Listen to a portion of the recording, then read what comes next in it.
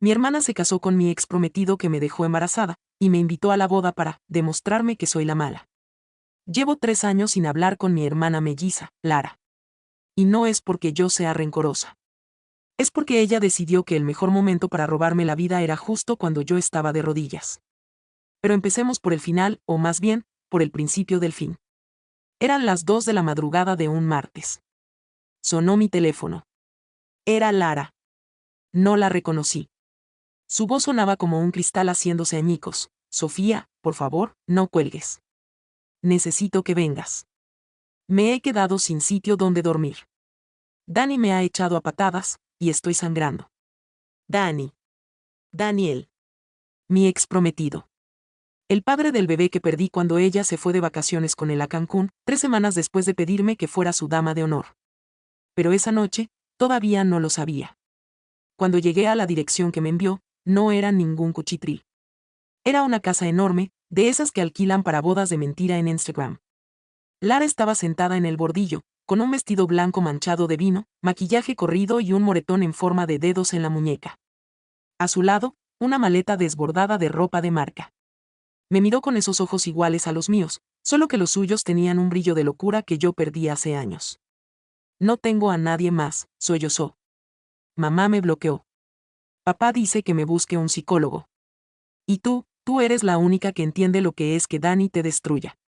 Me quedé en silencio. El viento olía a jazmines y a mierda podrida.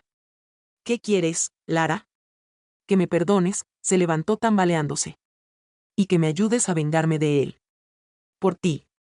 Por mí. Por el sobrino que nunca nació. Esa fue la primera vez que mi cuerpo reaccionó antes que mi cabeza. Di un paso atrás. Pero ella me agarró la mano. Escúchame. No te pido que confíes en mí.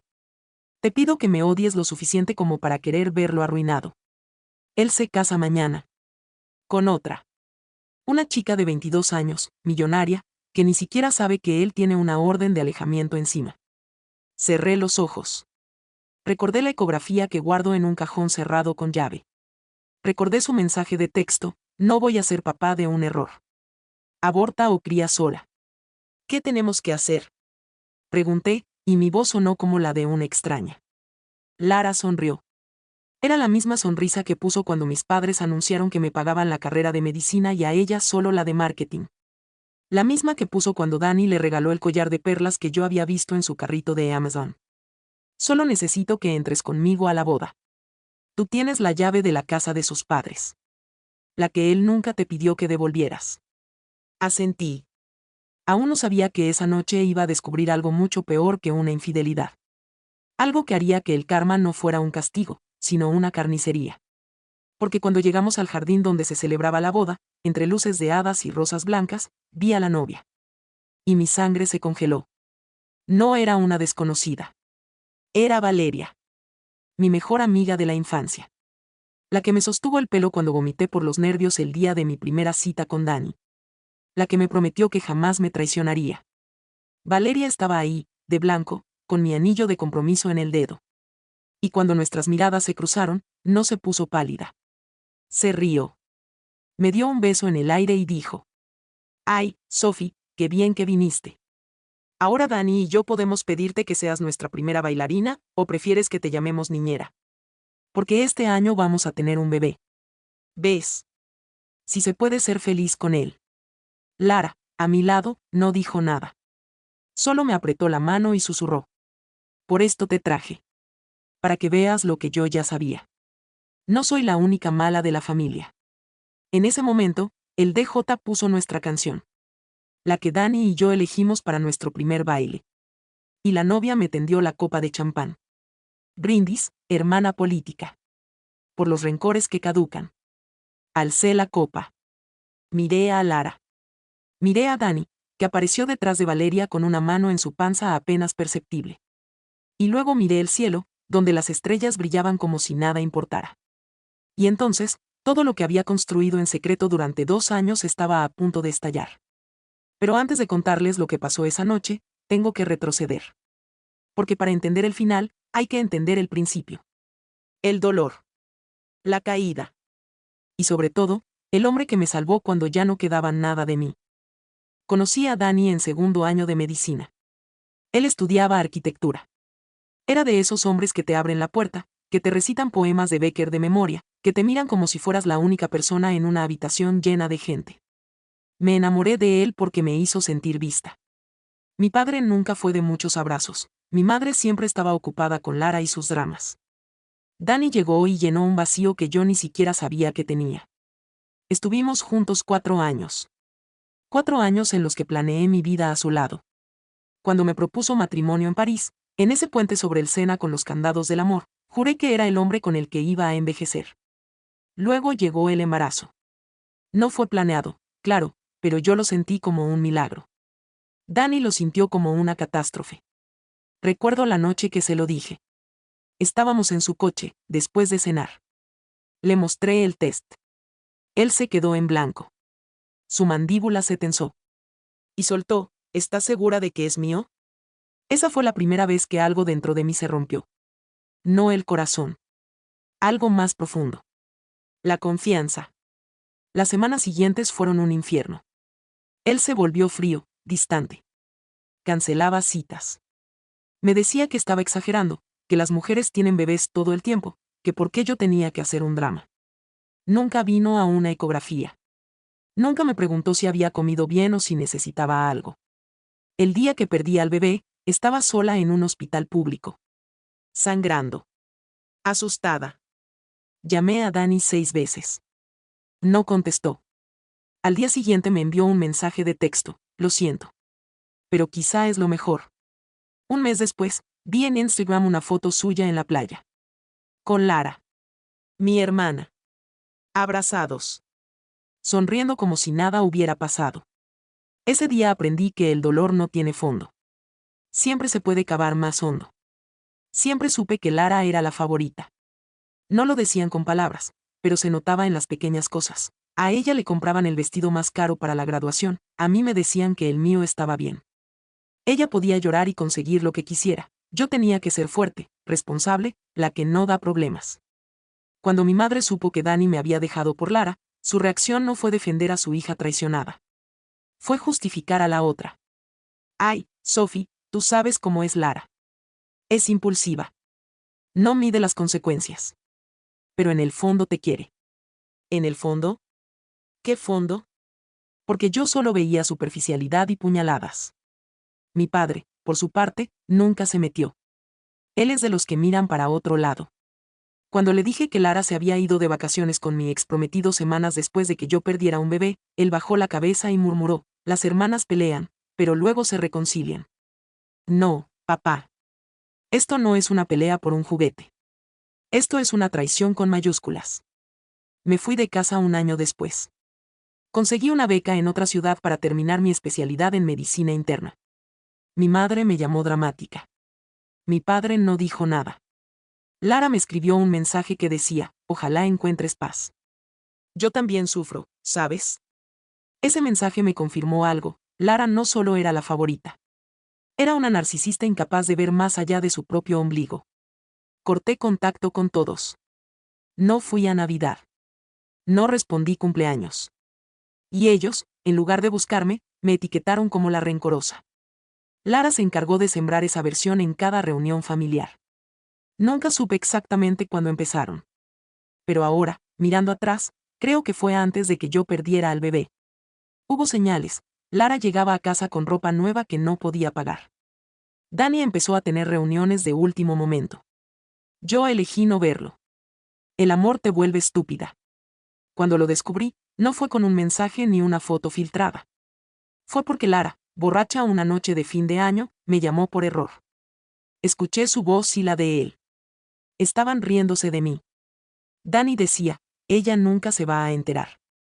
Es demasiado confiada. Y Lara respondía, por eso la engañamos tan fácil. Colgué. Esa noche no dormí. Esa noche algo dentro de mí murió para siempre. Pero lo peor no fue la traición. Lo peor fue descubrir, meses después, que Lara no se quedó con Dani por amor. Se quedó por obsesión. Porque ganarme era su objetivo desde niñas. Cada logro mío era una afrenta para ella. Cada vez que mis padres me felicitaban, ella lo anotaba en su libreta invisible de rencores. Dani, por su parte, nunca quiso a Lara. Solo la usó para sentirse deseado. La engañó con otras mujeres. La humilló en público. La llamó mi segunda opción delante de sus amigos. Y Lara lo soportó todo. Porque para ella, perder a Dani habría significado admitir que perdió contra mí. Hasta que esa noche que me llamó, sangrando, moreteada, rota. No me llamó porque me quisiera. Me llamó porque se quedó sin opciones. Y porque necesitaba una aliada para su venganza. Yo, ingenua, pensé que esa alianza podría sanarme. Pero pronto descubriría que Lara seguía jugando su propio juego. Valeria fue mi hermana del alma. Nos conocimos a los 6 años, cuando su familia se mudó al lado de la mía. Hicimos la primera comunión juntas, compartimos el primer beso, los secretos de adolescentes, los miedos de adultas jóvenes. Ella fue quien me dijo, Dani es perfecto para ti. No lo dejes escapar. Fue quien me ayudó a elegir mi vestido de compromiso. Quien me abrazó cuando perdí el bebé. Quien me juró que estaría a mi lado pase lo que pase. Mentiras. Todas mentiras. Descubrí su traición mucho después. Una amiga en común me confesó que Valeria y Dani llevaban un año viéndose escondidas, incluso antes de que yo me quedara embarazada. Que Valeria le escribía cartas de amor. Que soñaban con estar juntos cuando yo dejara de ser un problema. La peor parte no fue el engaño. Fue enterarme de que Valeria, cuando supo que yo estaba embarazada, le dijo a Dani, ojalá lo pierda. Así no tendremos obstáculos. Y Dani no se horrorizó. Dani asintió. Cuando perdí al bebé, ellos lo celebraron en secreto. Se fueron juntos a una cabaña ese fin de semana. No lo sé de casualidad. Lo sé porque una amiga de Valeria me lo contó, años después, arrepentida de haber guardado silencio. Ahora Valeria está embarazada. Y se va a casar con Dani. Y me ha invitado a la boda. No por reconciliación. Por humillación. Quiere que vea que ella ganó. Que tiene lo que yo perdí. Lo que ella no sabe es que yo sé algo que ni Dani ni Lara saben. Algo que va a hacer que su boda perfecta se convierta en una pesadilla. Y aquí es donde la historia cambia. Donde el dolor empieza a transformarse en algo distinto. Porque cuando tocamos fondo, el universo suele mandarnos un salvavidas. El mío se llamó Damián. 2 años antes de la boda, yo estaba en un congreso de medicina en otra ciudad. Había ido sola, sin ganas de nada, con el alma en carne viva. Durante una pausa, me refugié en un rincón del jardín del hotel, lejos del ruido.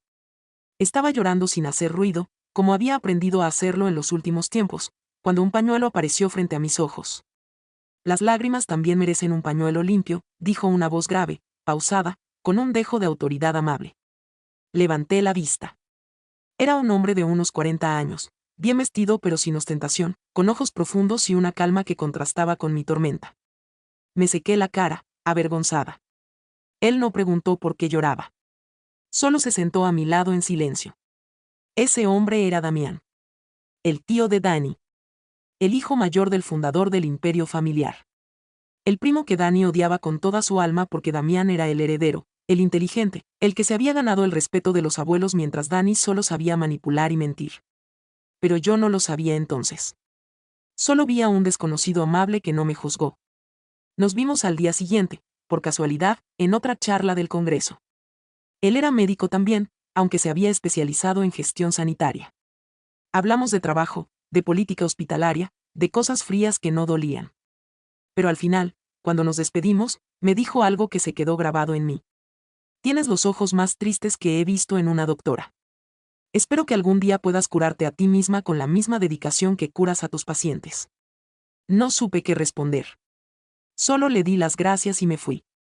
Pero él no me olvidó. Y yo tampoco. 2 semanas después, me escribió. Había conseguido mi número a través del colegio de médicos. Me invitó a cenar. Dudé.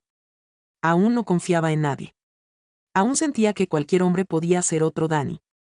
Pero algo en su voz, en su manera de respetar mis silencios, me hizo decir que sí. La primera cita fue incómoda para mí. Llegué tarde, vestida de cualquier manera, con el escudo levantado. Damián no se ofendió. Me sirvió vino, pidió comida, y habló de sí mismo sin presionarme a hablar de mí. Me contó que estaba divorciado, que no tenía hijos, que su vida era ordenada pero vacía. Me contó que su familia era complicada, llena de rencores y luchas por el poder. Y entonces, casi sin querer, soltó el apellido. Damián Beltrán. El mismo apellido que Dani. El mismo apellido que había intentado borrar de mi memoria. El vino se me subió a la cabeza. ¿O fue la rabia? ¿Eres familia de Dani? Pregunté, con la voz cortante. Él palideció. No esperaba que yo conociera a su sobrino. Es mi sobrino, admitió, bajando la mirada. Pero no soy como él. Me levanté. Quise irme. Quise huir de otro Beltrán que probablemente también me mentiría. Pero Damián se levantó también, y sin tocarme, sin suplicar, dijo. Sé lo que te hizo. Porque él también me hizo daño a mí. No te pido que confíes en mí ahora. Solo quédate 5 minutos más. Y si después quieres irte, te juro que no te busco nunca más. Me quedé. No sé si por cansancio o por curiosidad. Y en esos 5 minutos, Damián me contó su verdad, como Dani había intentado envenenarlo delante de los abuelos para quitarle la herencia, como había falsificado firmas, como le había robado a la mujer que amaba solo por demostrar que podía. Damián no era una víctima ingenua. Era un hombre paciente que llevaba años juntando pruebas. No te busqué por casualidad, confesó, con los ojos brillantes. Vi tu nombre en el Congreso y supe que eras tú. La mujer de la que Dani me hablaba con desprecio. La mujer que él llamaba su error. Quería conocerte. No para usarte contra él. Solo para ver si existías de verdad. Existía. Rota, pero existía. Esa noche no pasó nada más. Me fui sola a mi habitación. Pero algo había cambiado. Por primera vez en años, sentí que alguien me veía sin querer poseerme. Las semanas siguientes fueron de mensajes, de llamadas, de encuentros furtivos en cafés de otras ciudades para que nadie nos viera. Porque si Dani descubría que estábamos juntos, lo arruinaría todo. Damián me enseñó la paciencia. Yo le enseñé que aún podía reír. El primer beso fue en la puerta de mi apartamento, después de una cena donde hablamos de libros y de nada importante. Me miró a los ojos, pidió permiso con la mirada, y cuando nuestros labios se encontraron, sentí algo que creía muerto, ganas de vivir. No fue una historia de amor fácil. Hubo miedo. Hubo crisis. Hubo una noche en la que lo dejé porque me dio miedo volver a confiar. Él esperó. No me persiguió. No me chantajeó. Solo me dejó una carta en el buzón que decía, cuando dejes de tener miedo, aquí estaré. Tardé un mes. Pero volví. Y cuando volví, supe que era él. No porque fuera perfecto. Sino porque a su lado, podía ser yo. Rota, imperfecta, pero entera. Nos casamos en secreto hace 6 meses. Una playa desierta al amanecer. Un juez amigo de Damián. Yo con un vestido blanco sencillo, él con una camisa de lino. Sin invitados. Sin familia. Solo nosotros y el mar. Damián lloró cuando dijo si quiero. Yo también. No llorábamos por la boda. Llorábamos por todo lo que habíamos superado para llegar hasta ahí. Esa noche, en la cama del hotel, me abrazó fuerte y me dijo. Ya no estás sola, Sofía. Nunca más. Y por primera vez en 3 años, le creí a un hombre. Así que cuando Lara me llamó esa madrugada, sangrando y rota, pidiéndome ayuda para vengarnos juntas, yo ya no era la misma ingenua que perdonaba todo. Era una mujer casada, con un plan, y con un esposo que tenía más poder que Dani en la familia. Pero Lara no lo sabía. Lara creía que yo seguía siendo la hermana débil, la que siempre perdonaba, la que se iba de casa sin hacer ruido. Me contó su plan, entrar a la boda juntas. Yo usaría mi llave de la casa de los padres de Dani para robar documentos que probaban su fraude, y ella los usaría para chantajearlo. Le seguí el juego. Le dije que sí. Actué como la hermana dolida pero dispuesta a perdonar. Pero por dentro, pensaba, pobre Lara. Sigue creyendo que esta noche es sobre ella. Porque yo no había ido a esa boda para ayudar a mi hermana. Yo había ido para destruir a Dani, a Valeria, y de paso, dejar a Lara con el sabor amargo de su propia medicina. Damián y yo lo habíamos planeado todo. Él tenía las pruebas del fraude. Yo tenía las pruebas de la falsificación de la ecografía de Valeria. Y el abuelo, el patriarca, estaba al tanto. Solo esperaba el momento adecuado para actuar. La boda de Dani era ese momento. Llegamos a la boda juntas. Lara y yo. Del brazo. como si fuéramos hermanas unidas. Como si nunca nos hubiéramos traicionado. Ella apretaba mi brazo con fuerza, susurrándome al oído, recuerda, solo entra, busca los documentos en la oficina de los padres de Dani, y luego nos vamos. Él tiene que pagar. Yo asentía. Sonreía. Hacía mi papel. Valeria nos recibió en la entrada. Su sonrisa era tan falsa como sus pestañas postizas. Qué bien que vinieron las dos, dijo, dándonos besos al aire. Me alegra que hayan superado sus diferencias. Lara tensó la mandíbula. Yo sonreí. Claro, respondí. Las hermanas siempre vuelven a unirse. Sobre todo cuando tienen un enemigo en común. Valeria parpadeó, confundida. Pero no preguntó más. Nos llevaron a la mesa principal. Dani estaba allí, con su traje a medida y su sonrisa de hombre exitoso. Cuando me vio, su cara cambió por un segundo. Miedo. Culpa. Algo que desapareció rápido. Sofía, dijo, alzando su copa. Qué valiente eres al venir. No soy valiente, Dani, respondí, sentándome. Solo curiosa. Quería ver cómo es que la gente que destruye vidas sigue durmiendo tranquila. El silencio en la mesa fue incómodo. Lara me dio un codazo. Tranquila, susurró. No arruines el plan. Tranquila. Ella creía que yo iba a arruinar su plan. Pobre ingenua. Llevábamos 20 minutos de cena falsa, brindis hipócritas y sonrisas de dientes apretados, cuando sentí una mano en mi hombro. La conocía. La había sentido 1000 veces en la oscuridad de nuestra habitación, en las mañanas de café compartido, en los momentos de silencio donde no hacen falta palabras. Sofía, dijo Damián, con esa voz grave que me eriza la piel. Me giré.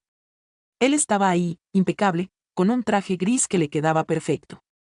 Sus ojos no miraban a nadie más que a mí. Me abrazó. Largo. Fuerte. Sin disculpas. Delante de todos. Lara se quedó con la boca abierta. Dani dejó caer la copa. Valeria soltó un qué, ahogado. El abrazo duró solo 5 segundos.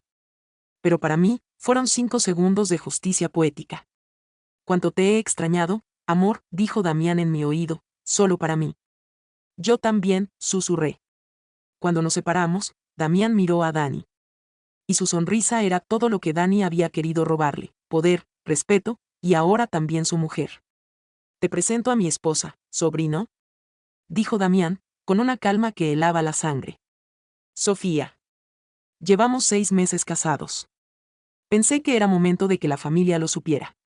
El jardín entero se quedó en silencio. Dani se puso de pie. Su cara pasó del blanco al rojo. Apuntó con el dedo a Damián. Tú no puedes hacer esto. Ella es mi ex. Es mí. ¿Cómo se te ocurre? Tu ex, repitió Damián, sin inmutarse. Sí. La mujer a la que abandonaste embarazada. La mujer que perdió a tu hijo mientras tú te ibas de vacaciones con mi cuñada. Esa misma. Pues sí, Dani. Ella es mi esposa. Y yo, a diferencia de ti, la trato como se merece. Lara, a mi lado, temblaba. No de miedo. De rabia. ¿Tú sabías esto? Me espetó, agarrándome del brazo. ¿Tú me usaste? Bajé su mano de mi brazo con suavidad pero con firmeza. Claro que te usé, Lara. Así como tú me usaste a mí cuando te acostaste con Dani. Así como me usaste cuando necesitaste un techo. Así como me usaste para este plan ridículo de chantaje. La diferencia es que yo soy mejor jugando. Dani intentó acercarse a mí. Damián se interpuso. No te acerques a mi mujer. Valeria, desde su sitio, soltó un alarido. ¿Su mujer? Esta boda es mía. ¿Qué está pasando aquí? Fue entonces cuando activé la última fase. Me giré hacia Valeria.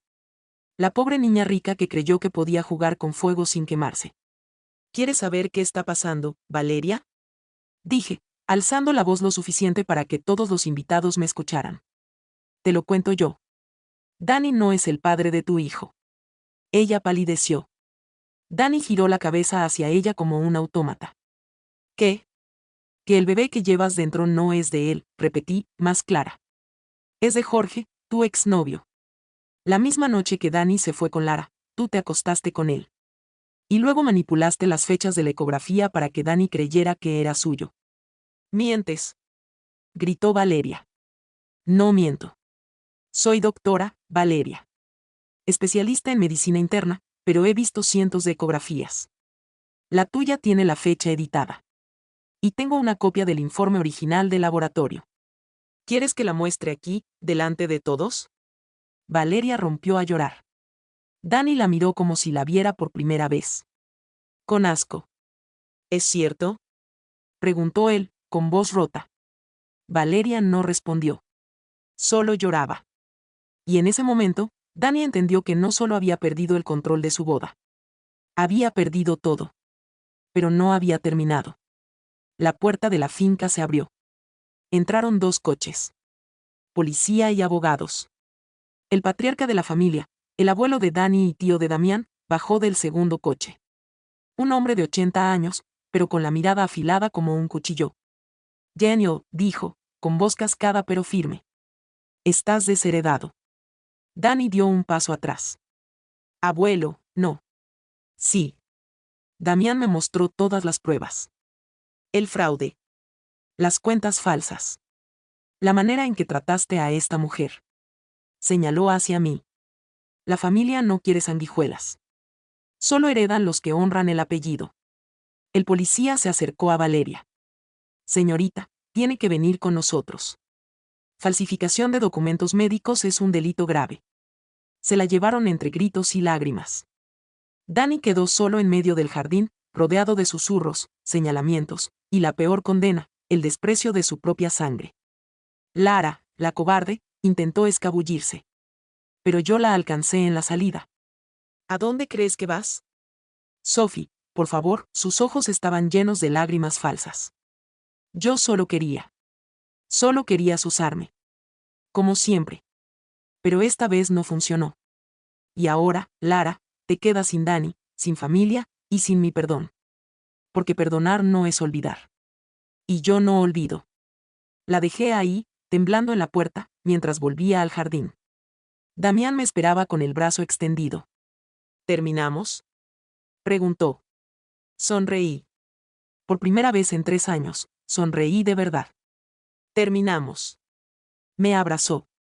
Y mientras los invitados se iban, mientras Dani se hundía en su propia miseria, mientras Lara corría sola hacia ninguna parte, yo supe que el karma no era un rayo divino. El karma era esto. Haber esperado. Haber planeado. Haber construido una vida mejor mientras ellos se autodestruían. El juicio de Valeria fue rápido. Falsificó documentos médicos para engañar a Dani sobre la paternidad del bebé. El juez fue implacable, 6 meses de prisión preventiva y una condena de 3 años por fraude documental. Pero lo peor no fue la cárcel. Fue que, estando dentro, perdió al bebé. Un aborto espontáneo a las 22 semanas. Salió de la cárcel 2 años después, sola, sin dinero, sin amigos. Su familia la había repudiado. Dani no quiso saber nada de ella. La última vez que supe de Valeria, trabajaba en un centro de estética de mala muerte, poniendo uñas. Me llegó un mensaje suyo: Sofía, sé que no merezco tu perdón, pero ojalá seas feliz. No respondí. No por rencor. Porque ya no tenía nada que decirle. Dani no fue a la cárcel. Los delitos económicos se arreglaron con dinero y abogados. Pero perdió algo peor, su identidad. El abuelo lo desheredó. En la familia, Dani pasó a ser ese del que no hablamos. Su propia madre murió de un infarto 1 año después de la boda. Su estudio de arquitectura quebró. Dani intentó llamarme una noche, borracho, llorando. Sofía, fuiste lo mejor que me pasó. ¿Podemos hablar? Dani, respondí, no hay nada que hablar. No te deseo mal. Pero tampoco te deseo bien. Solo te deseo que seas consecuente. Colgué. Lo bloqueé. Hoy vive en un pueblo pequeño, dando clases particulares de dibujo técnico. Nadie lo respeta. Nadie lo quiere. Lara desapareció después de la boda. Se metió en un lío de estafas por internet. Pasó 6 meses en un centro de rehabilitación. Un día, llamó a la puerta de mi casa. Flaca. Apagada. No vengo a pedirte nada, dijo. Solo quería verte. Y decirte que lo siento. La dejé entrar. Se quedó una semana. Una noche, me dijo mientras tomábamos té. Sophie, yo siempre quise ser tú. Y por querer ser tú, dejé de ser yo. No tienes que ser yo, Lara, respondí. Solo tienes que dejar de competir conmigo. Hoy vive en otra provincia. Trabaja en una librería. No somos amigas. Quizá nunca lo seamos. Pero ya no somos enemigas. Mis padres se enteraron de todo por los periódicos. Mi madre me llamó llorando. Mi padre cogió el teléfono y dijo, Sofía, sé que fallamos. ¿Podemos verte? Fui. Con Damián. Les conté todo. No hubo una gran reconciliación de película. Solo un café compartido y un lo siento dicho en voz baja. Hoy los veo una vez al mes. Nunca hablamos del pasado. Y está bien así. Un año después de la boda, quedé embarazada. Esta vez todo fue distinto. Damián no se asustó. No desapareció. Fue a cada ecografía. Lloró cuando escuchó el corazón. Me preparó el desayuno cuando tenía náuseas. No tengas miedo, me decía. Yo estoy aquí. El día que nació nuestra hija, la llamamos Victoria. No por la victoria sobre Dani o Lara o Valeria. Por la victoria sobre mí misma. Por haber sobrevivido. Por haber sanado. Hoy Victoria tiene 3 años. Corre por el jardín detrás de nuestro perro. Damián está en la cocina preparando la cena. Y yo estoy aquí, en el porche, escribiendo esto. La gente me pregunta si estoy en paz.